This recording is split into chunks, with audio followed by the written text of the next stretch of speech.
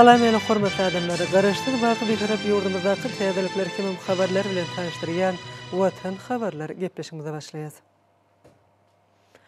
Şoň hormatly prezidentimiz Serdar Berdimuhammedow ministrler kabinetiniň başlygynyň owasyna toplumna gözegçilik edýän ornwasary Ýazmyradowyň kimim vilayatlanyň häkimleriniň gatnaşmagyna san ulga markaly iş maslahatyny geçirdi. İş maslahatyna ýurdumyzyň owa hojulygynda kimim vilayatlarda alınıp barýan işleri we sebepleri ykdysady durmuş taýdan ösürmegiň möhüm meselelerine garaldy.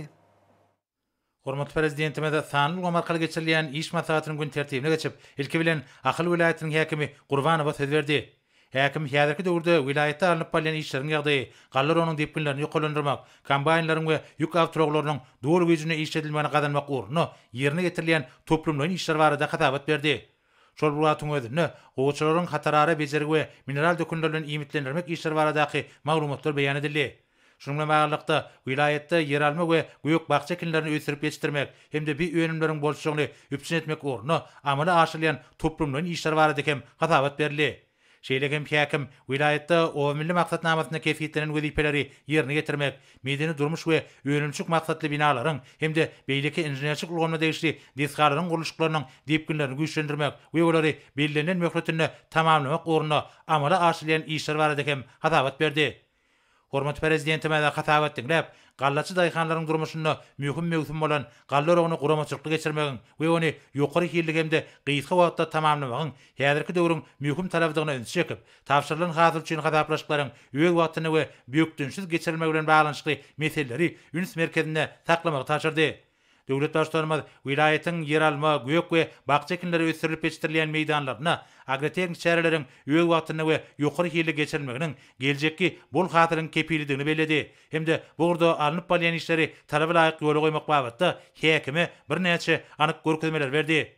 Hormatly prezidentime de ýurdumyzyň vilayatlarynyň durmuş ykdysat taýdan taýyşly ösüşiniň üpsin edilmeligini belläp, gurulyp ulanaga berilmegi göýden ötülýän dürli maksatly deskalaryň guruluşlaryna ýokary hil derejesiniň üpsin edilmeligini we olaryň belirlenen möhletine ulanmaga berilmeligini aýtdy. Hemde bu urda degişli taşyklar berdi. Soňra döwlet başlarymyz Balkyn vilayatynyň häkimi Atakalliýew söz berdi. Häkim vilayatyň ekrançyk meýdanlaryna alınıp barýan işleriň ýagdaýy, gallar onuň depkinlerini ýokalandyrmak ugruna edilýän tagallalar, galla ýygyjy kombaynlaryň, ýük ulaglarynyň, galla kabul edici bölümleriň taýyşly işiniň üpsin edilýäni barada hatabat berdi. Şeýlekem vilayatda gant şogunlarynyň ekişine taýýarlyk işleri talaba laýyk alınıp barýar. Vilayatyň gowçy eklen meýdanlaryna hatarary bejergisini ýokary hili geçirmek we ýerleri mineral dökünlerini imitlendirmek işlerini agriten kadra laýyklykda alyp barmak meselelerini möhüm ähmiýet berilýär. Şununla bağlılıkta vilayette yer almanyň, göýük we bakça ekinleriniň bol hasylyny ösürüp yetiştirmek ugruna berur tagallar edilýär. Şeýlekem häkim vilayatyň çäklerini guruluşga alınıp barýan binalardaky işleriň ýagdaýy, medeni durmuş we önümçük maksatly deskalaryň guruluşlaryny belirlenen möhletine tamamlamak ugruna ähli berur işleriň ýerine getirilýäni barada hatabat berdi.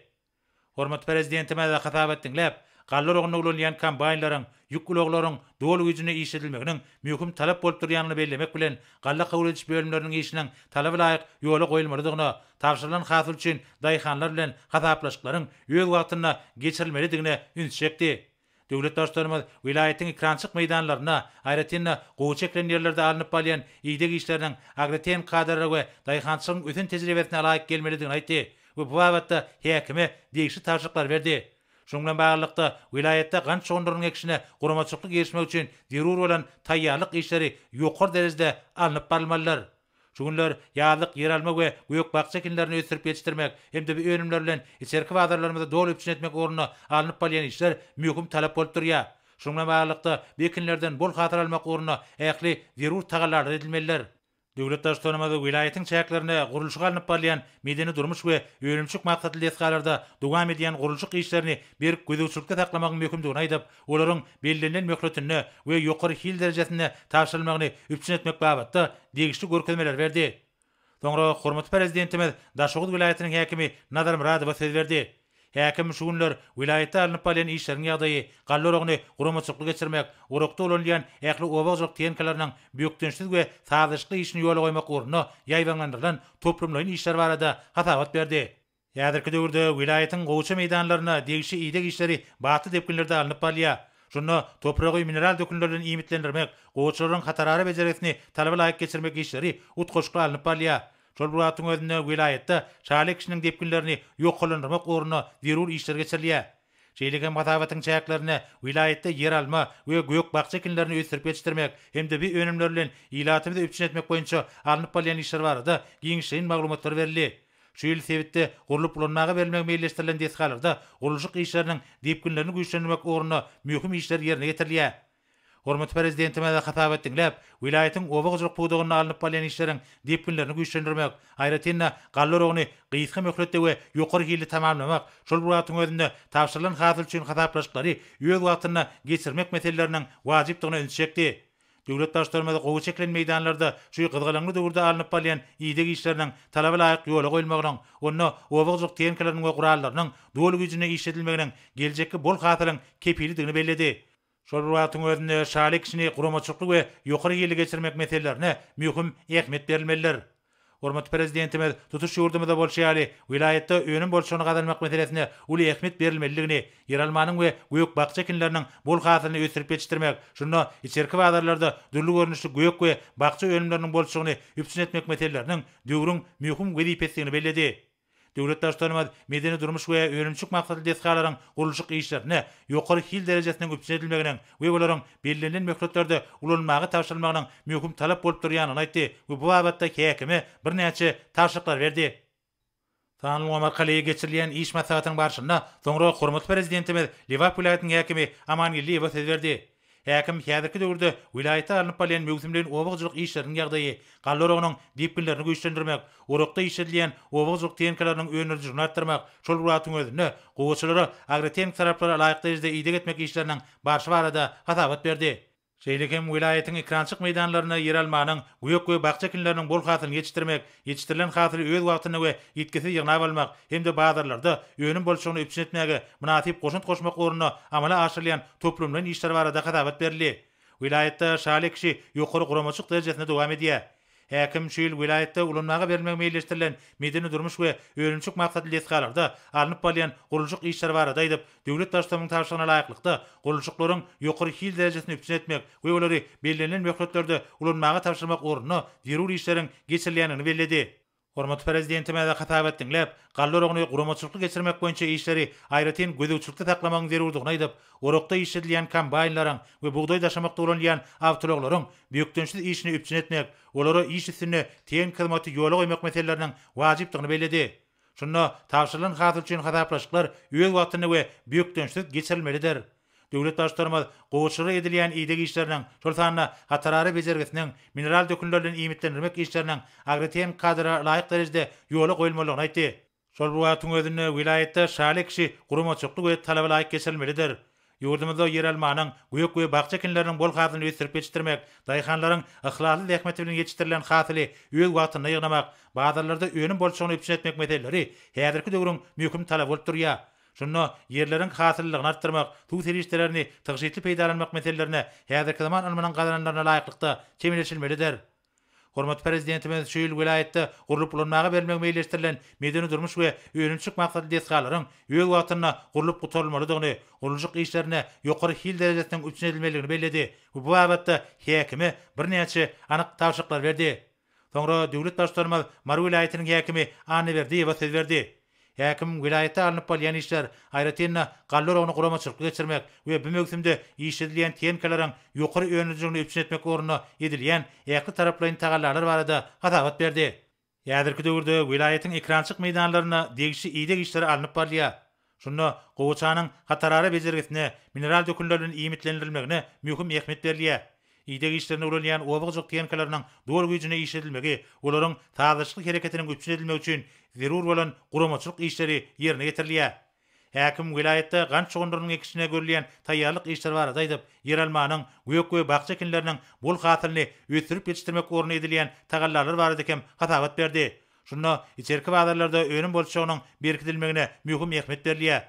O milli maksatnamasyna we ýurdumyzda 2019-2025-nji ýyllarda durumçy ykdysatydan ösürmek maksatnamasyna laýyklykda şu ýyl vilayetde ulanmaga berilmek meýilleşdirilen medeni durmuş we öňümçük maksatly desgalarda alınıp bolýan guruluşyk işleriniň depkinlerini ýokalandyrmak boýunça ähli zerur işler ýerine getirilýär.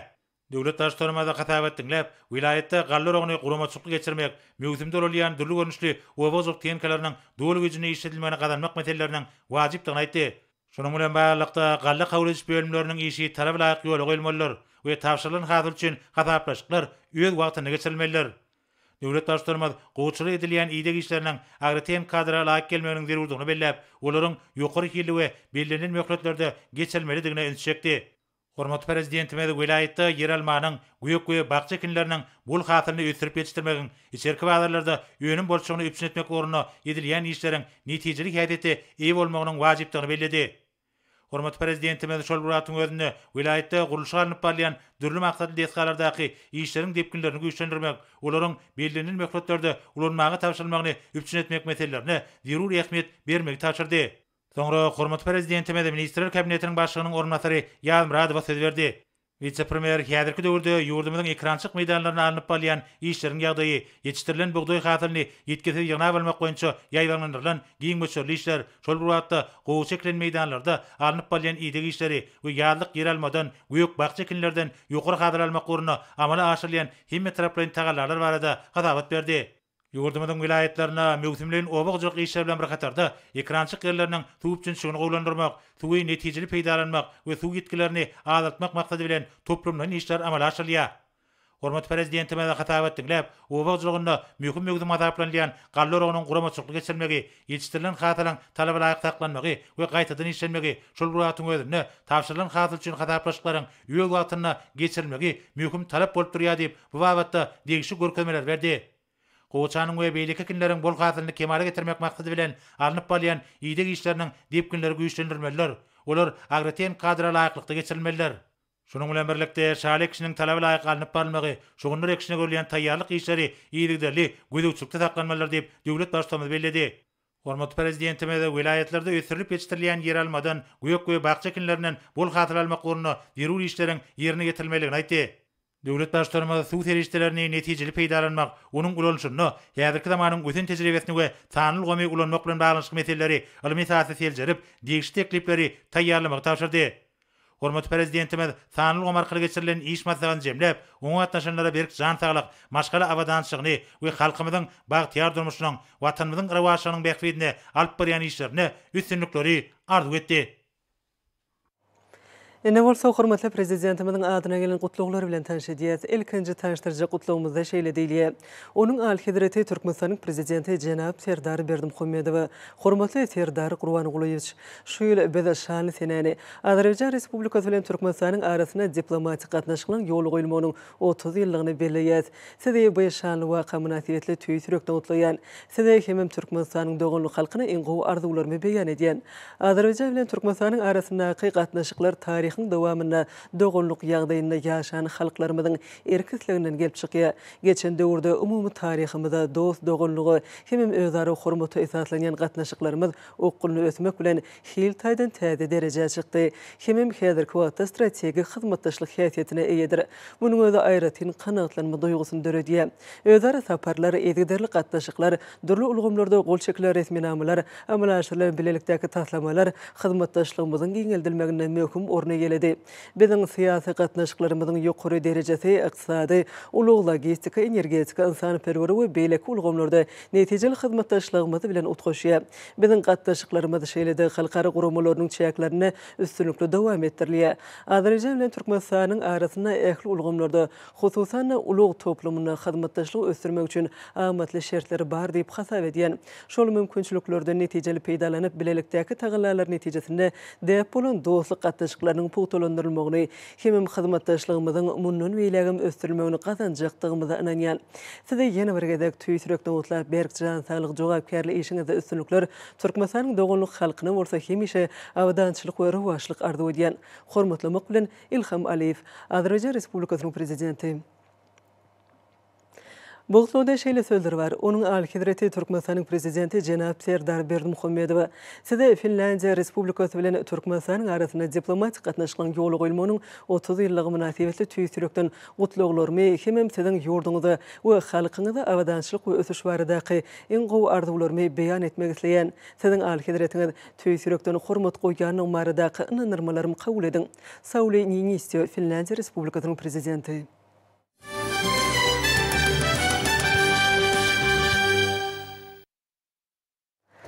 Paytahtımızda 2 yıl devam eden berkarar devletin täze ýamynyň galkynşy döwrüne alym, tehnika we innowasion tehnologiýalary atly halkara ilmi maslahatyny alymy barlygy bilen iler tutulýan ugurlary boýunça özara gatnaşyklar täze tehnologiýalary işläp taýýarlamak we olary önümçilikde ulanmak boýunça pikir alşanly.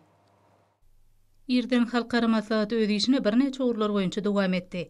Ýaşgelli Qaqaýew adynaky Halkara Nebit we Gazi Üniversitetine geçirilen nano tehnologiýalary, hemik tehnologiýalary, täze materiallary öwrenmek we energetika atly bölümde türkmen hünärmenleri, daşary ýurtly alymlary häzirki döwürde ýurdumyzyň Nebit we Gazi hemi energetika pudoklarynyň önemçiligine ornaşdyrylýan täze işläp taýýarlamalary bilen tanışdyrdylar. Bu ýokary mektebine mugallim bilen talip bilen alym gözlegleriniň taslamalarynyň sergisi uly gyzyklanma döretdi. Dörli ugurlaryň nazarlayan bu işler häzirki döwürde möhümligi bilen tapawutlanýar. Ýaşlaryň döretçilik, alym gözlegleriniň mümkinçilikleriniň ulydygyny görkezýän sergidäki işler her biri önemçiligi ornaşdyrylmagy niýetlenendir. Ilimler Akademiýasynyň Tehnologiýalar merkezine biotehnologiýa, moleküler biologiýa, owu hojalygy, ekologiýa we genetika ugurlaryny ilmi taýdan ösürmegiň meseleleri aralyp maslahatlaşyldy. Onu Huwan üýtgemegi, owu hojalyk ilminiň wezipeleri, owu hojalygynyň innowasion ösüşi bilen baglanyşykly meseleleri garaldy.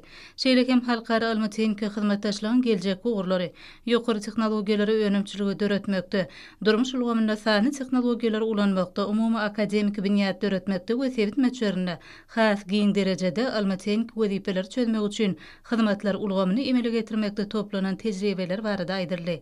Türkmenistanyň Telekommunikasiýalar we Informatika institutynyň maglumat we aragatnaşyk ulgamlary, kompýuter tehnologiýalary ýaly ugurlar boýunça pikir alşmalar boldy. Şeýle hem aragatnaşyk ulgamyny öňde barjy tehnologiýalar ornaşdyrmak, program öpçünçiligi, kosmos we hemra aragatnaşyk ugurlary, ulug logistik ulgamy, şäher hojalygyny dolandyrmak ýaly ugurlaryň täzeçil tehnologiýalarynyň tanışdyrylşy guruldy. Dünýä alimläriniň ihlatly işleri, olaň täze atışlary we oňyny işläp taýýarlamalary netijesinde durmuşyň ähli ugurlaryny ösen medeniýet, ýokary derejeli mümkinçilikler aralaşýar. Umuman ilmiň gazananlary insan durmuşyna tutuşlygyna gurşap alýar. Murat Garif adynaky Türkmenistanyň Döwlet Lukmançylyk Uniwersitetine häzirki zaman lukmançylyk we derman terişdelerini ösürmek tehnologiýalary ýaly meseleler aralyp maslahatlaşyldy. Şonda alimler kardiologiýa, mikrohirurgiýa, stomatologiýa, oftalmologiýa, travmatologiýa, onkologiýa, nanotehnologiýa şeýle hem anyklaýyş enjamlarynyň toplamlary babatda täzeçil usullary boýunça pikir alşdylar. Çıkışlarda lukmançylyk ilminiň durly ugurlaryny ösürmegiň möhüm meselelerini garalda geçirilen ilmi barlygy işler barada maglumatlar berildi. Türkmen Döwlet Ykdysadyýet we Dolandyryş Institutyny innowasion ykdysadyýet ugry boýunça mejlis geçirildi. Onu salgyt we maýy goýum siýasatynyň öňnäç diplomatiýasynyň söwda gatnaşyklaryny ösürmegiň, iri düzümleýin taslamalary durmuşa geçirmegiň meselelerini, maglumat tehnologiýalarynyň ykdysadyýetde eýleýän orunyna seredildi. Berkarar döwletiň täze ýamynyň galkynşy döwrüne ilim, tehnika we innowasion tehnologiýalary atly halkara ilmi maslahaty degişli düzümleň arasynda netijeli hyzmatdaşlygy pogtalandyrmak üçin agtybarly binýat bolup durýar. Sanly ulgama mümkinçilikleriniň ulanylmagy bolsa, halkara derejetine geçirilýän çäreli mümkinçiliklerini, çägini hasam artdyrýar. Öňe sürilýän başlangyçlary dünýäň türli ýurtlarynyň alimleri bilen aralyp maslahatlaşmak üçin giň ýol açýar. Magtumly adynaky Türkmen Döwlet Uniwersitetinde insan-perwer ilimleri ösürmegiň esasy ugurlary boýunça maslahatlar boldy. Bu ýerde bilim siýasatçylygy, ýokary netijeli sportda we beden terbiýet agaldyş şereketine etno-ekologiýa ugurlaryny, innowasion tehnologiýa, kompýuter lingwistikasy ýaly ugurlary öz içine alýan pikir alşmalar boldy. Şeýle hem alimler taryh we arheologiýa barlygynyň jemleri, mugallimçilik, sungaty, sady we edebiýaty öwrenmek boýunça geçirilen işleň netijeleri boýunça çykyş etdiler. Häzirki döwürde ilmiň ykdysadyýetin köp pudoklaryny, durmuş ulgamyna, günnelik durmuşda zerur amatlykları döretmek babatda möhüm orny eýleýänligi görünümsiz hakykatdyr. Berkarar döwletiň täze ýamynyň galkynşy döwrüne ilim, tehnika we innowasion tehnologiýalary atly halkara ilmi maslahatyň jemleýici mejlisinde daşary ýurtly alimler türkmen kardeşleri bilen hyzmatdaşlyk gatnaşyklarynyň giňeltilmegine uly gyzyklanma bildirýänliklerini ygtadylar. Şunna yurdumyzda häzirki zaman alma düzümün hormaty prezidentimiň ýygyderli gollagy üns bermek netijesinde täzeçil usullary ösdürmek üçin zerur bolan mümkinçilikler we şertler bardygy bellenildi. Onu açyk edenler 2 gün näp dowam eden bu maslahatyň bölümlerini aral maslahatlaşylan almaň durluglaryna haky täze teklipler, alma gözlegilen netijeligi, täze oýlap tapmalary önümçiligi ornaşdyrmagyň wajyplygyny noktadylar. Halkara maslahatyna san ulgam arkaly gatnaşan dünýäniň 20 ýurdunyň alma düzümleriniň wekilleri türkmen kardeşler bilen geljekde de bilelikde iş alyp barmagyň derwaýatly noktadylar. Onu halkara alma maslahatyň garaşsyz hemişelik bitirip Türkmenistanyň alma özüşlerini dünýä ýaymak hemde almyň gadananlary boýunça tejribe alşmak babatyna ähmiýetiniň ören ullugy bellenildi. Maslahata gatnaşyjylar döredilen bu mümkinçilik üçin gahrman arkadagly serdarymyza hoşallyk sözlerini beýan etdiler. Hormatly prezidentimize ýüzlenmän kabul edilmegi bilen halkara maslahat öz işini tamamlady. Hormatly prezidentimiň AK Parti bilen badalgalan galla urugy ýurdumyzyň Lewap welaýatyna da gurumçylykly we gyzgylyňly dowam edýär. Galla hatyny gyýtgy wagtda isrepsiz ýygnap, watan harmana tapşyrmaklyk üçin gaýratly zähmet çeken gallaçylara gyýtgy wagtlyk hareketme döwrüne medeni hyzmatlar talablaýyk ýoly goýulýar. Bu bolsa zähmet söýür gallaçy daýhanlarymyza hasam önürjülükli zähmet çekmegi tergi berýär. Bagdaýhanlar üçin möhüm hemem jogapkärli döwür bolan galla urugy ýurdumyzyň Lewap welaýatyna da gurumçylykly we gyzgylyňly dowam edýär. Welaýatda galla urugynyň çalty we gyýsgy döwürde gurumçylykly geçirilmegi ýetişdirilen galla hasylynyň isrepsiz ýygnalyp watan harmana tapşyrmak üçin ähli zerurluklyň gözüňine tutulýanlygy bellerlikledir. Welaýatyň medeniýet we sunugat ustatlarynyň halkyň arkadagy zamanasy ýylynyň galla harmanyna özleriniň sallamly goşuntlaryny goşýan gallaçy bagdaýhanlarymyzyň arasyna ýygyder bolup, olaň ağrımasyny ýetirmekde münasip işler alyp barýarlar. Bagdaýhanlaryň arasyna wagt nasihat işlerini geçirmekde welaýatyň jemgyýetçilik guramalarynyň aýratyny işçiňlik görkezýänliklerini belläp geçmek ýakymlydyr. Arkadagy serdarymyzyň ýol başlygyna diýarymyzda amal aşyrylýan beýik işleri, owa dünýäsiniň gözelliklerini Bagdaýhanlaryň tutun ýerli zähmet bilen kemal eýlen ak buğdoy, nurany geljek wasp edýän şirin owazly aýdymlary, ajaýyp tabiatymyz, milli ruhumyz bilen sazlaşýan milli mirasymyzy mukaddes depde sorlarymyzy şöhlelendirgen berkarar döwletiň täze ýamynyň galkynyşy döwrüniň belent ruhy bilen sazlaşygyny emele getirýän folklor çykyşlary zähmet söýür gallaçylar tarapyndan gyzgyn garşy alynýar. Bagşy sadanylaryň belent owazlary bolsa rızgyly bereketli zamanamyzyň finasy bolup çar tarapy ýaňsalýar. Meden çäreliň dowamyna galla urugyna has ýokary netije görkezýän kombaýnçylara gallada şaýan awtologlaryň sörjülerine ustat kärençilere jemgyýetçilik guramalary tarapyndan sowgatlar goşurylýar. Galla urugynyň gyzgylyňly dowam edýän ýerlerine sergi, azyk hemem zerur bolan günnelik harytlary özüne jemleýän sowda satuw işleri göwnü jaý gurulýar. Ülkemiziň günnägor sebäptiniň gallaçy kärençileri, ustat owa hojalykçylary watanymyzyň owa senat toplumyny ösdürmekde beýik tutumlary amal aşyrýan, zähmet çekmek, ýerden bol hasyl almak üçin giň şertlere döredip berýän owa adamlaryna belen sarpa goýan arkadagy serdarymyza alkyş hemem hoşallyk sözlerini beýan edýärler. Berkarar döwletiň täze ýamynyň galkynşy döwrüne ruhy taýdan kemil, terbiyeli, ılımly, bilimli, kemil, watan söýüji ýaş nesliň kemale getirilmegi hormatly prezidentimiziň alyp barýan siýasatyny döwlet ähmiýetli iler tutulýan tutumly wezipeleň beri bolup durýar. Ýurdumyzda durmuşa geçirilýän beýik işler ýaş nesli her bir türkmensanlygyny täze zähmet üstünliklerini ruhlandyrýar.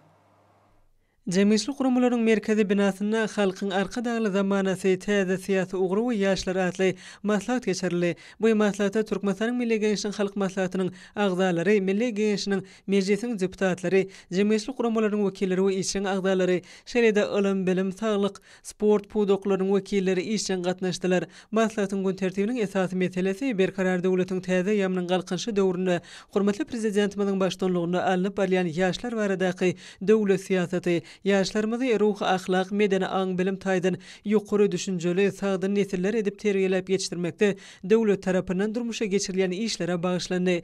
Türkmenistanyň Milli Geňişiniň halk maslahatynyň agzalarynyň mejlisiň Demokratik Agrar Senagatçylar we Telekeçiler partiýasynyň ýaşlar guramasynyň zenanlary birleşiginiň wekilleriniň gatnaşmagynda welaýatlarda geçirilen maslahatlar, duşuklar, işçiň häsiýeti betlendi. Çykyş edenler berkarar döwletiň täze ýamynyň galkynşy döwrüni Türkmenistanyň ýaş Ýaşlar baradaky dowlat siýasatynyň 2021-2025 ýyllar üçin dowlat maksatnamasyny ýerine ýetirmek boýunça degişli işleň üstünlikli durmuşa geçirilýändigini ýurdumyzda ötüp gelýän ýaş nesiller hakynda aladanyň dowlatyň öz merkezine durýanyny, ýaş nesiliň jemgyýetçilik durmuşyna işçen gatnaşmak üçin giň mümkinçiliklerini döredilýändigini uly buýsunç bilen bellep geçdiler.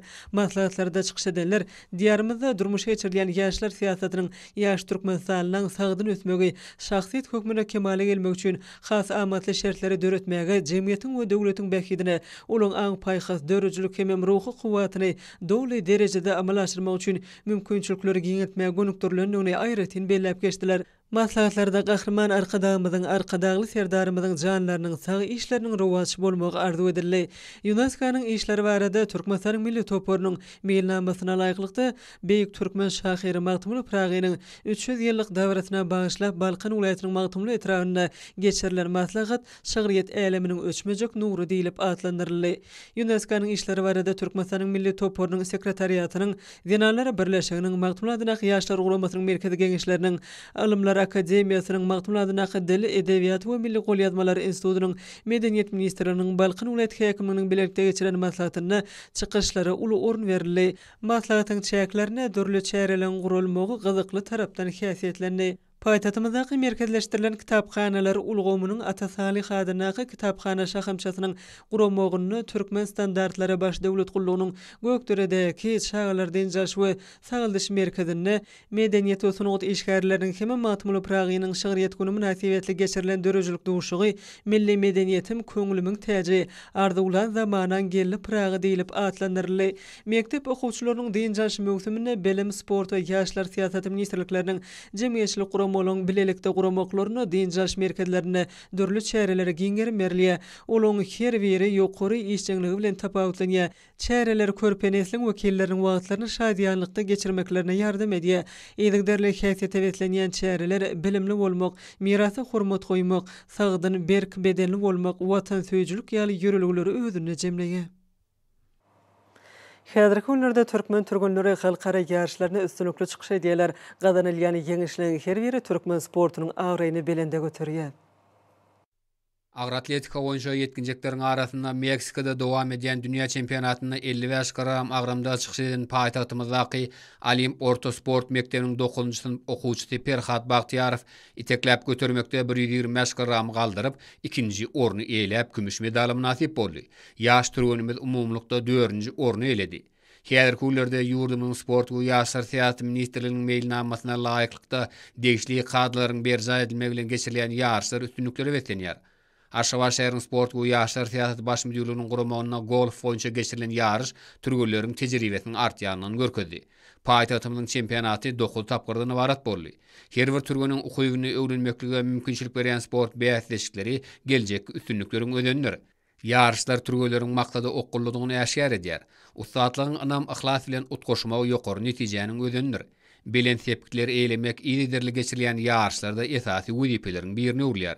Bu ýagdaý sport bäsleşikleriniň gyzykly bolmagyny üçin edýär. Balkan welaýatynyň sport we ýaşlar siýasaty baş müdürliginiň Balkan welaýaty futbol federatsiýasy bilen bilelikde geçirilen sport çäresi gyzykly tarapdan häsiýetlendi. Hormatly adamlar, ene ursa ýurdumyzyň welaýatlaryny we paýtagtymyz Aşgabat şäherini şuň 13-nji iýuny saat 20-den 14-nji iýuny saat 20-çe boljak we barada Türkmenistanyň howa maglumatlygynyň berýän habary bilen tanış boluň.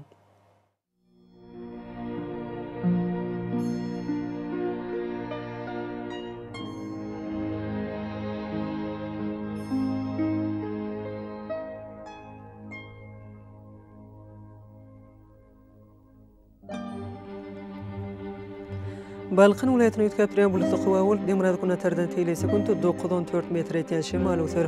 Howa gejesine 25-30 gradus maýyl, gündüzine 36-41 gradus yssyk bolar.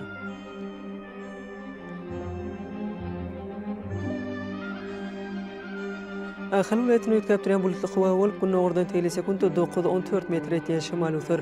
Howa gejesine 23-28 gradus maýyl, gündüzine 37-42 gradus yssyk bolar.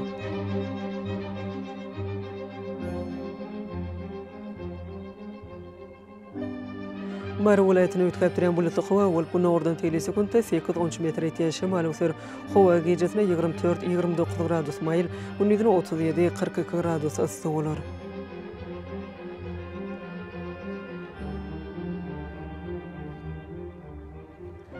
Lewap vilayetinde azken bulutlu hava bolup limonad günü oradan tele sekundy 9-14 metr etýän şemal öser hawa gecesine 23-28 gradus mail, gündüzüne 36-41 gradus ıssy bolar.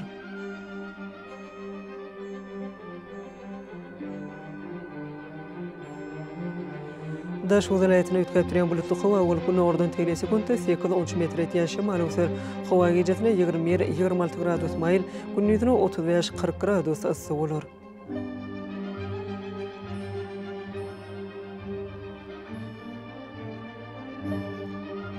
Paytahtymyz Aşgabatda ütkep duran bulutly hawa bolup güni oradan tele sekundy 8-11 metr etýän şemal öser hawa gecesine 24-26 gradus mail, gündüzüne 38-40 gradus ıssy bolar.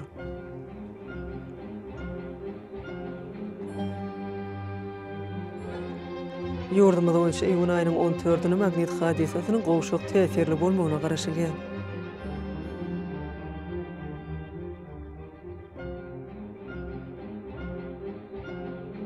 Eýdi watandaşlar, Thomas Paslyny howanyň derejesiniň ýokurlanýanyny nazara alyp, Paslyň aýratynlyklaryna laýyklykda geyinmegi, bunyň ýeti şöhretinden gorunmagy, şeýle-de ýurdumyzda hereket edýän şahsy we jemgyýetçilik arasaçylyk tertip düzgünlerini berja etmeňizi maslahat berýäs. Mehriban eýleşler, bulary berja etseňiz ýylyň islenip Paslyny öz saglygyňyzy gorap bilersiňiz.